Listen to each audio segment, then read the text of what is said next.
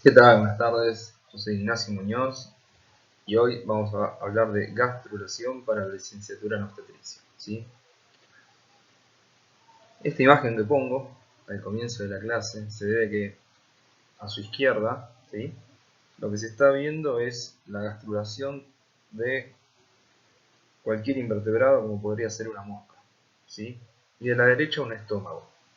Les cuento que aunque no sepan qué es la gastrulación, todo ello se inicia porque en la mosca, luego de un proceso, de repente se formaba el tubo digestivo.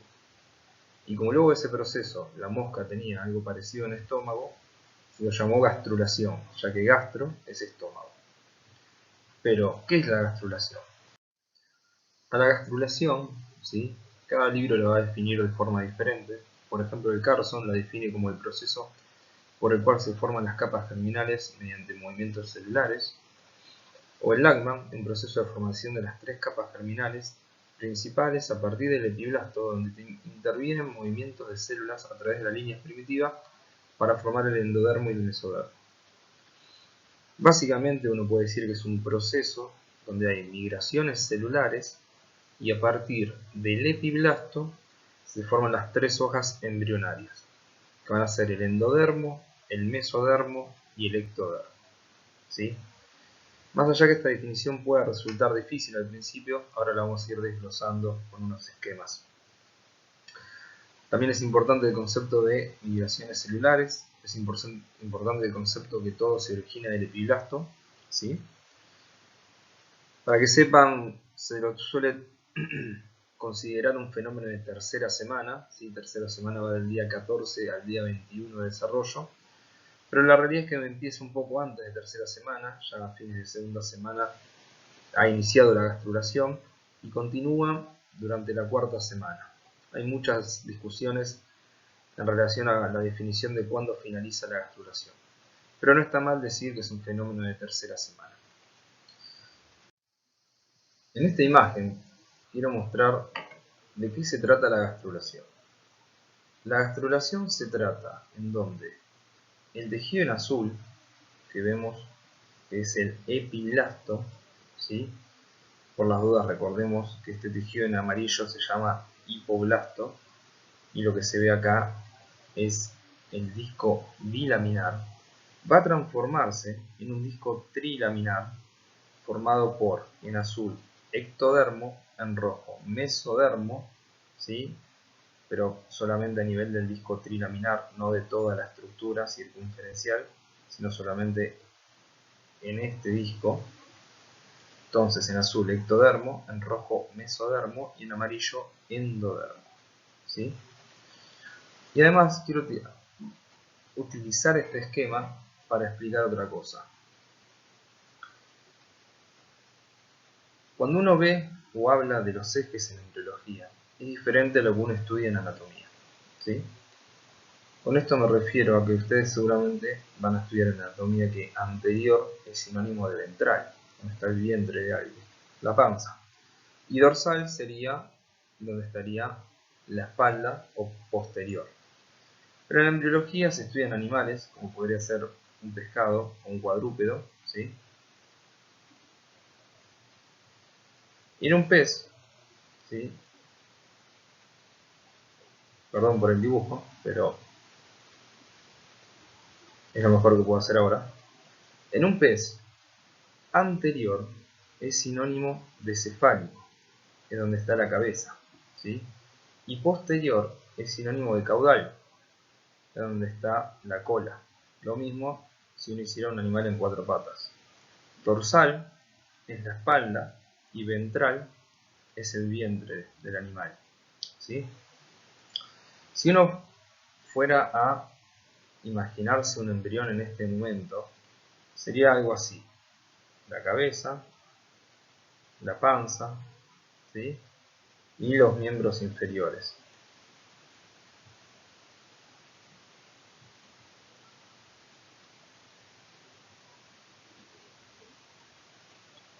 Esto no es muy correcto lo que estoy haciendo, ¿sí?, pero no importa. Lo que quiero llegar es que el epiblasto, el tejido azul, representa la parte dorsal del embrión. Eso es el único eje que uno tiene hasta ahora. Yo no sé dónde va a estar la cabeza o la cola, pero lo único que estoy seguro es que donde está el epiblasto se va a formar la espalda, ¿sí? Y el hipoblasto representa el vientre, el futuro vientre del embrión. Entonces, ahora vamos a ver una imagen que se llama vista dorsal del epiblasto, que suele confundir a los alumnos. Una vista dorsal del epiblasto significa que uno se parara dentro de la cavidad amniótica, ¿sí? Flotando en la cavidad amniótica, y mirara al epiblasto desde el centro de la cavidad amniótica para abajo, ¿sí? Y uno lo que vería sería toda una estructura circular. Es como si yo me hiciera pequeño y me parara mirando un alfajor desde arriba. Uno lo que vería sería una estructura circular. Lo que ve es esto, ¿sí? Cuando empieza la gastrulación, lo que se ve es esto. Esto es una vista dorsal del epiblasto, o sea, estar flotando en la cavidad amniótica y mirar para abajo. Y aparece en esta zona, en el inicio de la gastrulación, una línea, como un cúmulo, ¿sí? En esa zona, que es una línea. ¿Está bien? Pero no esta línea oscura que es un surco, sino como una sobreelevación. Y a esa primera línea se la llamó línea primitiva. Esa línea primitiva es muy importante porque en ese momento empieza la gastrulación y en ese momento uno sabe dónde va a estar la parte caudal, ¿sí? Donde aparece la línea primitiva, uno sabe que va a ser lo posterior, ¿sí? Que en esa zona, por ejemplo, se va a formar la región glútea. Y por contraposición, esta parte va a ser la anterior. En esta parte se va a formar la cabeza del embrión, ¿sí? Nosotros ya tenemos la vista dorsal y ventral, o el eje dorso-ventral, ya que estamos viendo la parte dorsal, y si uno atravesara la computadora, estaría en la parte ventral. Y por lo tanto, sí o sí, sabemos que esto va a ser derecha, y esto va a ser izquierda. ¿Está bien? Lo que ocurre con esta línea son dos cosas. Primero, que se va a alargar, ¿sí? Va a elongar hacia cefálico, a elongar y hacia anterior. Y lo otro es que en esa línea primitiva se forma un surco, con un agujero a lo largo de toda la línea. Y ese primer surco, en un acto de originalidad, también se le puso surco primitivo. Y en esta zona se ve como una sobreelevación más grande en la línea primitiva, que se llama nodo primitivo. Y luego acá se va a formar una depresión, ya lo vamos a ver, que se va a llamar fosita primitiva. Muy bien, acá se ve como la línea se elonga, crece hacia cefálico, y acá esta estructura, como les decía, el nodo primitivo. Vamos a ver cómo la línea se sigue elongando, ¿sí? Y luego llega un momento que en realidad la línea ya terminó de elongar, la línea llega hasta acá. Esto que uno ve acá es otra estructura, después lo vamos a ver, se lo llama surco neural. Pero la línea elonga hasta un punto y luego empieza a regresar hacia caudal, ¿sí? Acá se ve cómo la línea sigue regresando hacia caudal. Y acá finalmente sigue regresando hacia caudal. ¿Está bien? Por lo tanto, lo que se veía, fíjense este esquema, es que en el embrión se forma primero una línea primitiva, ¿sí? Y un nodo primitivo. Esa línea y ese nodo adentro se forman invaginaciones, ¿sí? Como grietas, y eso se lo llama surco primitivo y fosa o fosita primitiva. Esa línea elonga hacia cefálico, luego regresa hacia caudal, y finalmente cuando termina de regresar, el embrión prácticamente ha completado el proceso más importante de todo el desarrollo, que es la gastrulación. Bien. Gracias a esto se puede formar un embrión bilaminar formado por el ectodermo, el mesodermo y el endodermo, donde además, como dato muy importante, se terminan de establecer los tres ejes embrionarios, ya que donde aparece la línea es caudal,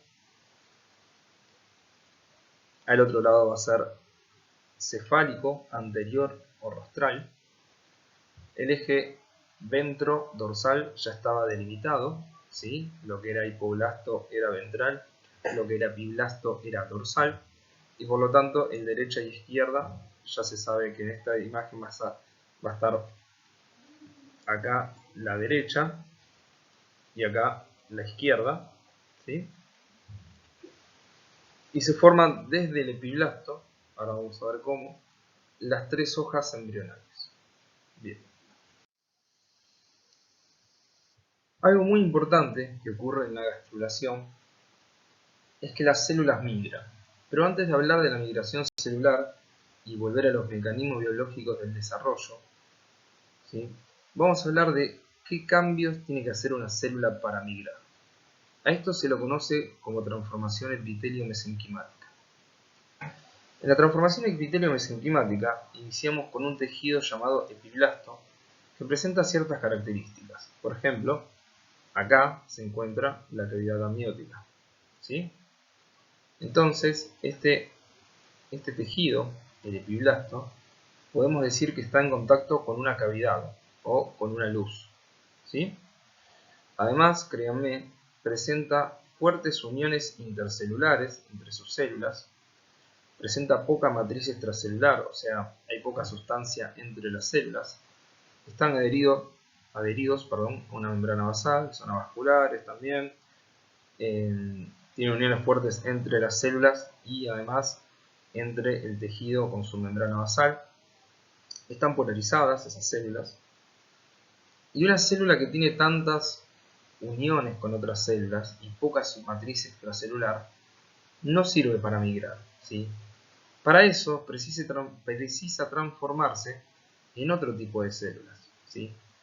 Una célula que no presente muchas uniones intercelulares, una célula que pueda adherirse fuertemente a la membrana basal, pero de una forma que pueda migrar utilizando la membrana basal o la matriz extracelular, ¿sí? Estos son conceptos que van a ver mejor en histología.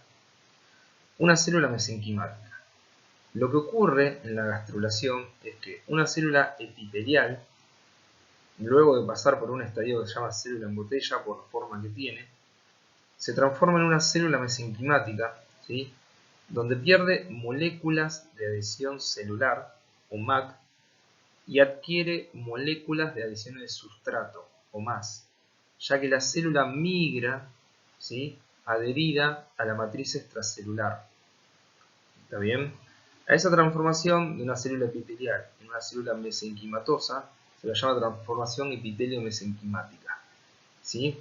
Y un mesénquima es un tipo de tejido conectivo embrionario en el cual las células pasan por ese estadio para migrar, mantenerse indiferenciadas y llegar hasta un nuevo lugar, ¿sí? Vamos a ver muchos ejemplos de mesénquimas, ¿sí? Por ejemplo, vamos a ver luego que el mesodermo se transforma en mesénquima para migrar. Vamos a ver que las crestas neurales se transforman en células mesenquimáticas para migrar. Pero esto lo vamos a ir viendo con el tiempo en la cursada. Una vez que vimos que la célula se transforma en célula mesenquimática para migrar, vamos a recordar algo que vimos en la primera clase de mecanismos biológicos del desarrollo. Uno de los mecanismos biológicos del desarrollo, como era la inducción, la determinación, la diferenciación, la proliferación celular, la muerte celular, también estaba la migración celular y la adhesividad celular. Lo que vemos acá es que la célula disminuye su adhesividad celular para realizar migración celular. ¿Y cómo realiza la migración celular? Por un mecanismo llamado aptotaxis.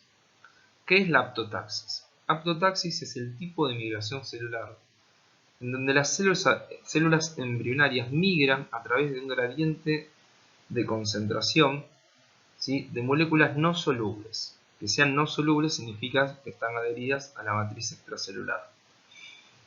Ejemplos característicos son la laminina y la fibronectina, ¿sí? Este tipo de migración celular se produce una interacción específica entre la célula y el sustrato. ¿Qué es lo que ocurre? La célula emite prolongaciones en todos los sentidos. Recuerden la célula mesenquimática de la imagen pasada, ¿sí? Y esas prolongaciones son muy finitas, son como láminas, entonces se los llama lamelopodios. En esas láminas tienen muchas moléculas de adhesión al sustrato, ¿sí? Y van buscando diferentes gradientes de concentración de moléculas que están pegadas a la matriz extracelular, ¿sí? Pegadas a toda esa red proteica que rodea las células. Y una vez que se enganchan a estas moléculas, ¿sí? Que se adosan a estas moléculas, se establece algo llamado contacto focal, y la célula, utilizando su esqueleto, se llama citoesqueleto, lo van a ver en biología, específicamente los filamentos de actina, se moviliza hacia donde realizó el contacto focal, ¿sí? Y esta parte se retrae. De esta forma, la célula va migrando, ¿sí? De acuerdo a lo que va sensando en la matriz extracelular.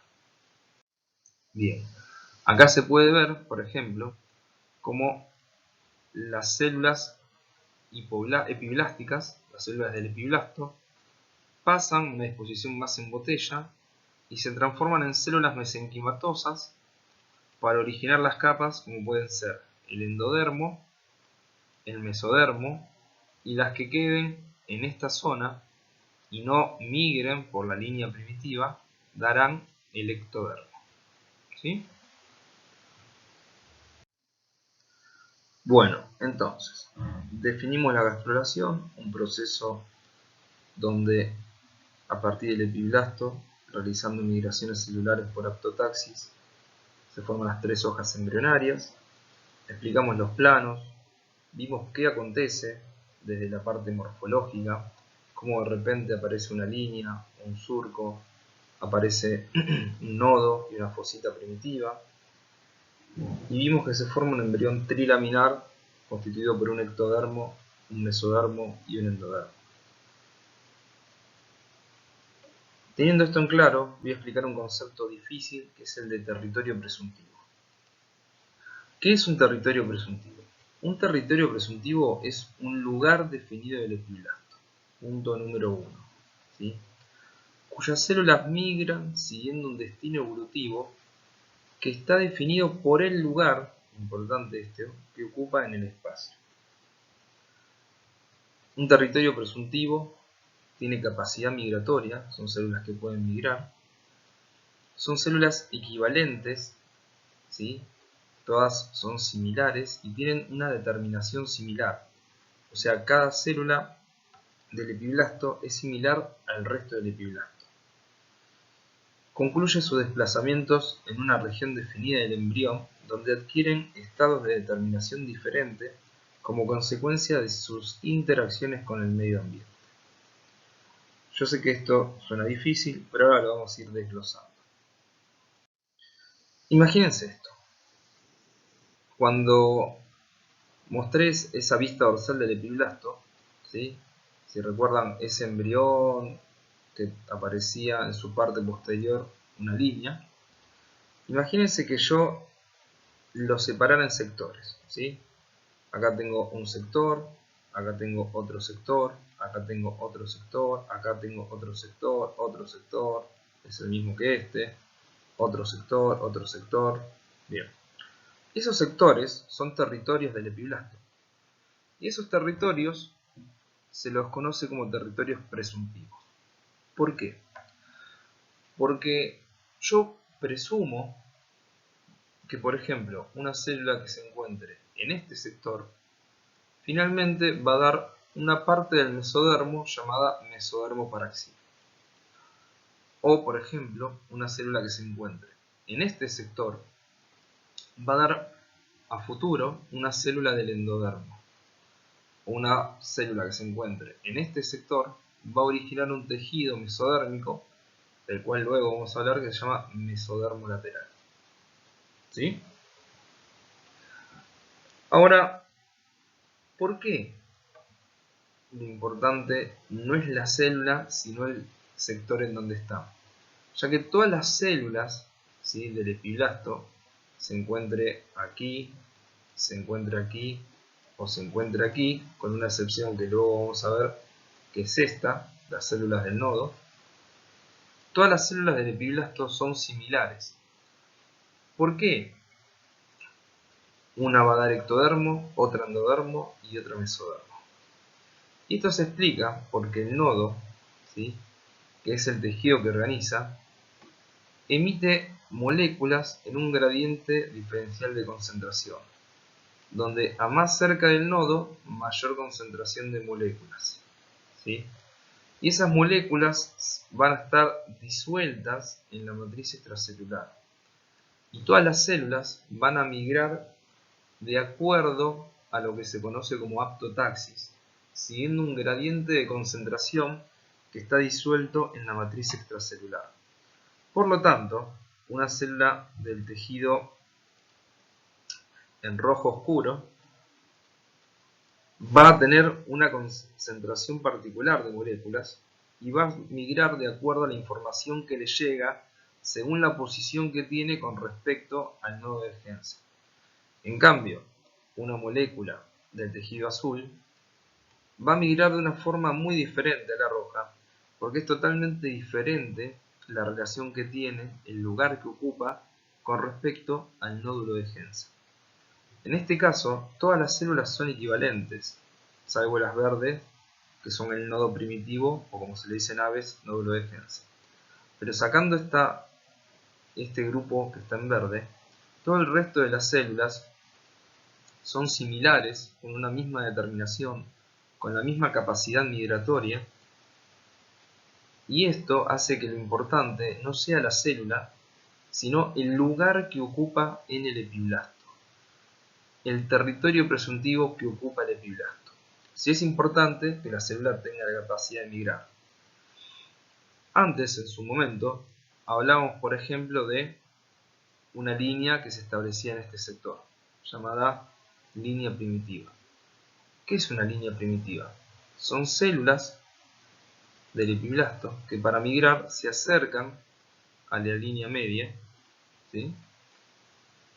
Y al hacerlo, lo que uno ve, lo que se ve, lo que veíamos al principio los investigadores, es que en esta zona se formaba una sobrelevación de células, debido a que muchas células se acercaban a la línea media para migrar.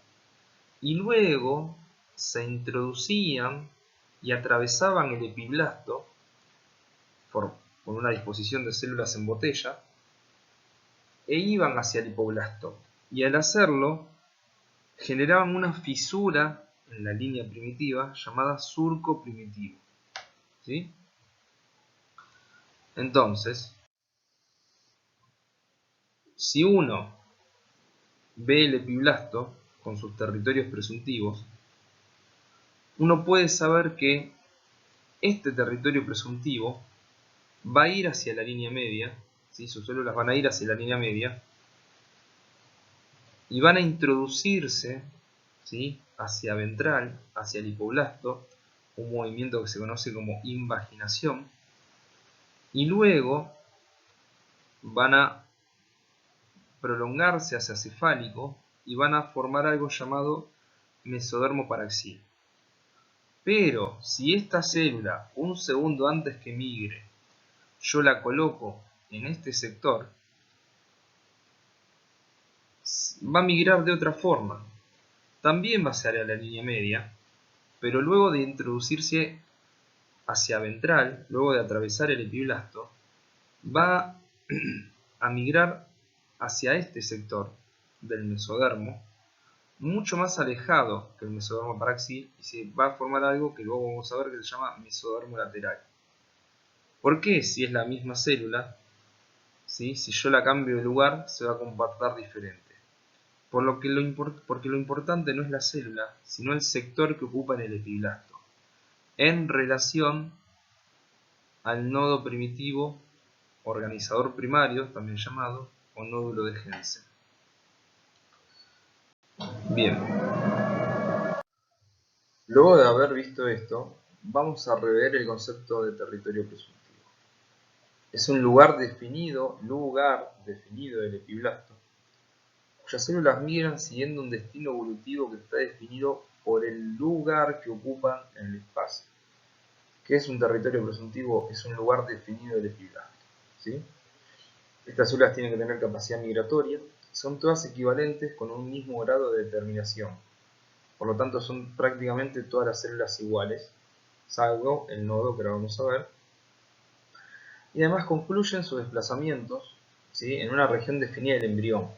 Y luego que llegan a esa región, ahí se diferencian a diferentes tipos de endodermo, por ejemplo, o mesodermo lateral, mesodermo paraxil y otros nombres nuevos que vamos a ir viendo a lo largo de esta clase, como consecuencia de interacciones con el medio ambiente. Entonces, lo importante para la determinación y la migración y la diferenciación no es la célula en sí, sino el lugar donde están, cómo migran de acuerdo a ese lugar donde están y cuando llegan el medio ambiente que los rodea para dar el derivado final.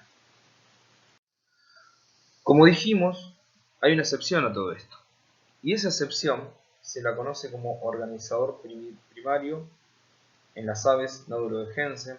Cuando se lo descubre, se lo llama en realidad en un anfibio labio dorsal del blastoporo. Lo importante es que la señora doctora Mangold hizo una tesis que mereció el premio Nobel. Lamentablemente ella falleció antes de poder recibirlo, por lo tanto Hans Piemann, el director de su tesis, fue el que recibió el premio Nobel. Y ella lo que descubrió, ¿sí?, esto que vemos acá arriba es un embrión de pollo y de pato. Ella en realidad lo descubrió primero con un anfibio, pero lo descubrió es lo siguiente. Dijimos que cualquier célula, si uno la mueve de lugar antes que migre, se va a comportar como si siempre hubiese estado en ese lugar. Hay uno que no. Hay una zona del embrión que es el nodo, por ejemplo esta que está acá en rojo, que aunque yo lo traslade a otro sector, se va a formar algo llamado notocorda. Entonces, si yo saco un nodo y lo traslado a otro embrión, ¿sí?, lo que voy a ver es que este embrión, que tiene su sector del nodo acá y su nuevo nodo de otro embrión acá, ¿sí?, va a tener dos notocordas, una y dos. Entonces, hay una parte que ya está determinada a formar siempre una notocorda, no importa si lo cambio de lugar o no, número 1. Número 2, y muy interesante, es que si yo lo traslado de lugar, no solo se forman dos notocordas, que es lo que origina el nodo, sino que además todo el resto del embrión se empieza a comportar en relación a este nuevo nodo, ¿sí?, y se pueden formar como dos embriones pegados, uno siguiendo el nodo de la izquierda y otro siguiendo el nodo de la derecha. Por ejemplo, ¿sí?, si uno toma un nodo aquí de este embrión y lo coloca acá, en otro embrión, en esta zona, lo que se ve es que se va a formar el desarrollo embrionario aquí y el desarrollo embrionario aquí con su notocorda o nodo original. Esto que estoy marcando en el esquema de abajo se hizo en este experimento, ¿sí?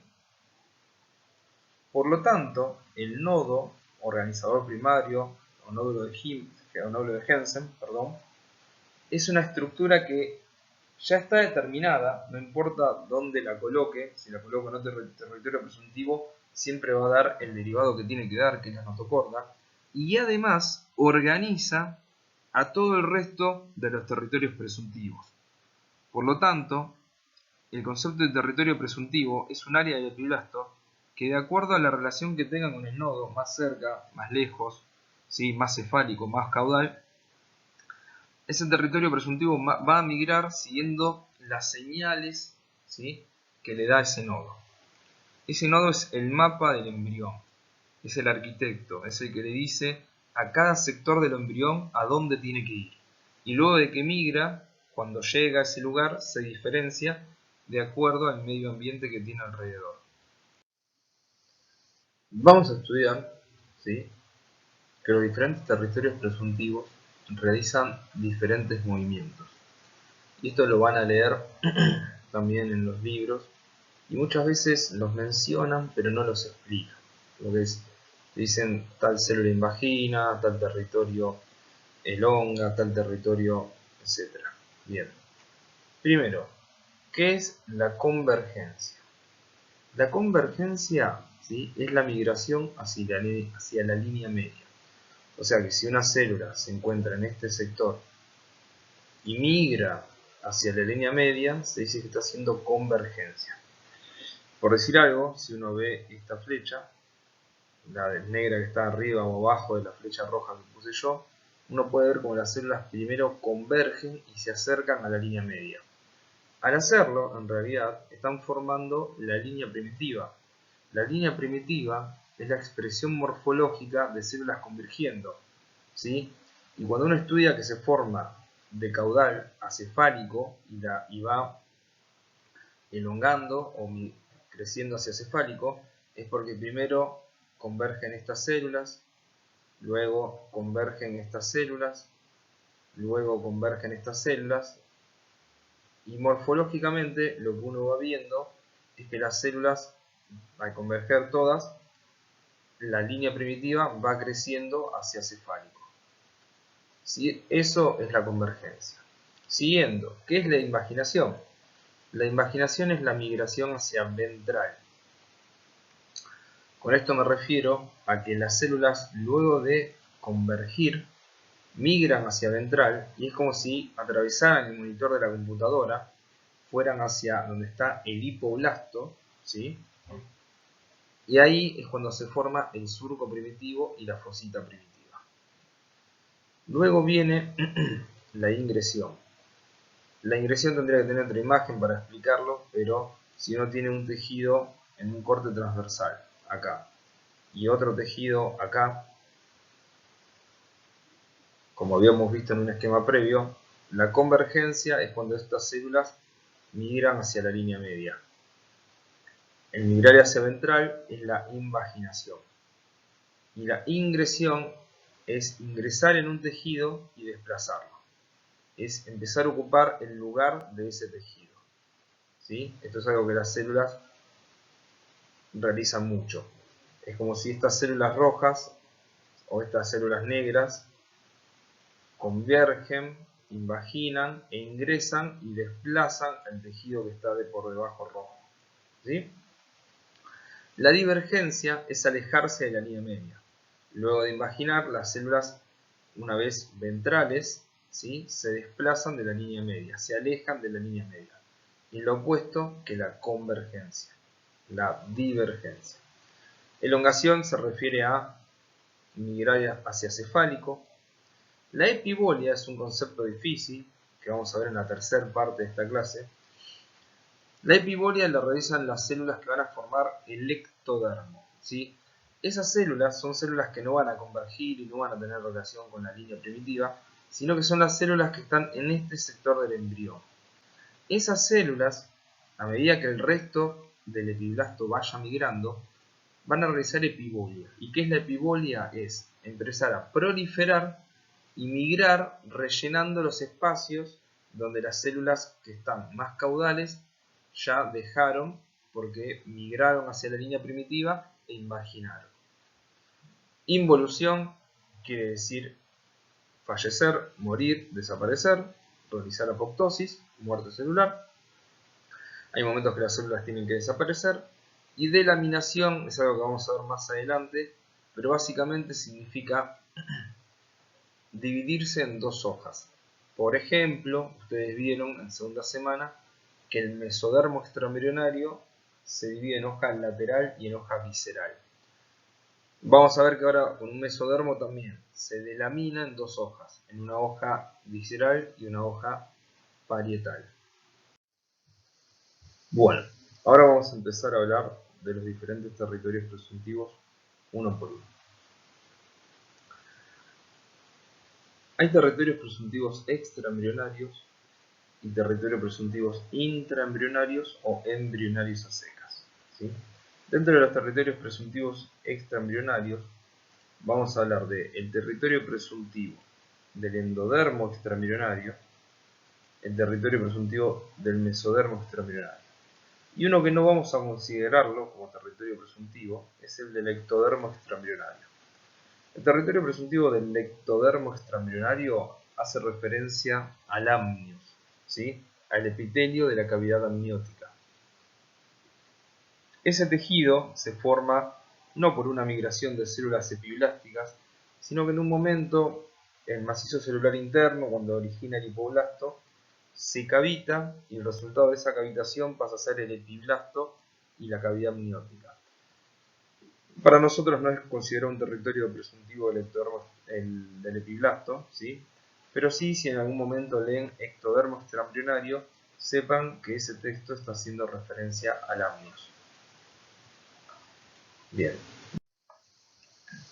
Con respecto al endodermo extraembrionario y al mesodermo extraembrionario, lo que se puede apreciar en esta imagen es que a medida que el embrión aumenta de tamaño, desde el epiblasto, ¿sí? Que son estas células que se encuentran acá azules, van a empezar a migrar células hacia el hipoblasto y las van a empezar a desplazar, ¿sí? Finalmente, para que sepan, todo lo que era hipoblástico va a terminar en este sector que se llama quiste exocelómico y que no termina originando ningún derivado.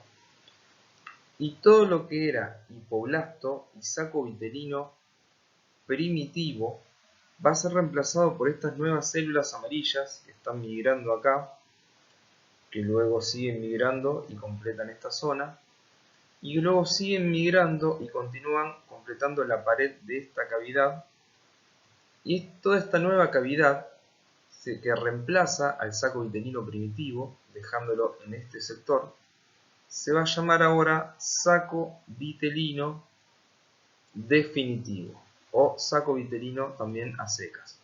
Cuando uno habla de saco vitelino, hace referencia al saco vitelino definitivo. Por otro lado, las células del mesodermo extraembrionario van a empezar, como ya les explicó Juli en implantación, van a empezar a ubicarse entre el embrión y el citotrofoblasto y luego se van a delaminar en dos hojas. Ese mesodermo extraembrionario se va a deliminar en una hoja visceral, que es la que queda en contacto con el saco vitelino definitivo, o sea, toda esta en azul es la hoja visceral del mesodermo extraembrionario, para que recuerden, mesodermo, perdón, pero esto es una M, extraembrionario, hoja visceral en azul. Fíjense que es todo con B corta. Mesodermo extraembrionario, hoja visceral, saco vitelino, y esto es ventral. En cambio, esta parte sería dorsal. Y en negro, mejor en violeta, voy a marcar la otra parte del mesodermo extraembrionario, que es la hoja parietal, que sería la que queda sobre la cavidad amniótica y la que queda en contacto con el citotrofoblasto. Toda esta que se encuentra en violeta es la hoja visceral. Hay una parte del mesodermo extraembrionario, que algunos dicen que queda no delaminado, otros dicen que es parietal, que forma el pedículo de fijación. Lo importante es que el endodermo extraembrionario es tejido del epiblasto, que va a migrar y va a originar el saco vitelino definitivo. En cambio, el mesodermo extraembrionario es tejido epiblástico que va a migrar, para que sepan, no migra por la línea primitiva, sino que es como que sale de la parte caudal del epiblasto, se coloca entre el embrión y el citotrofoblasto y se delamina en dos hojas. Una hoja parietal en contacto con el amnios y con el citotrofoblasto, y una hoja visceral en contacto con el saco vitelino definitivo, en contacto con el saco vitelino definitivo. La cavidad que queda aquí se llama cavidad coriónica o celoma extraembrionario. Muy bien.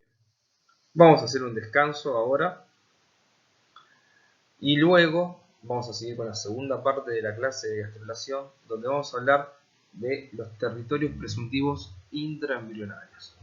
Tómense un café, descansen un poco y en breve seguimos. Un saludo.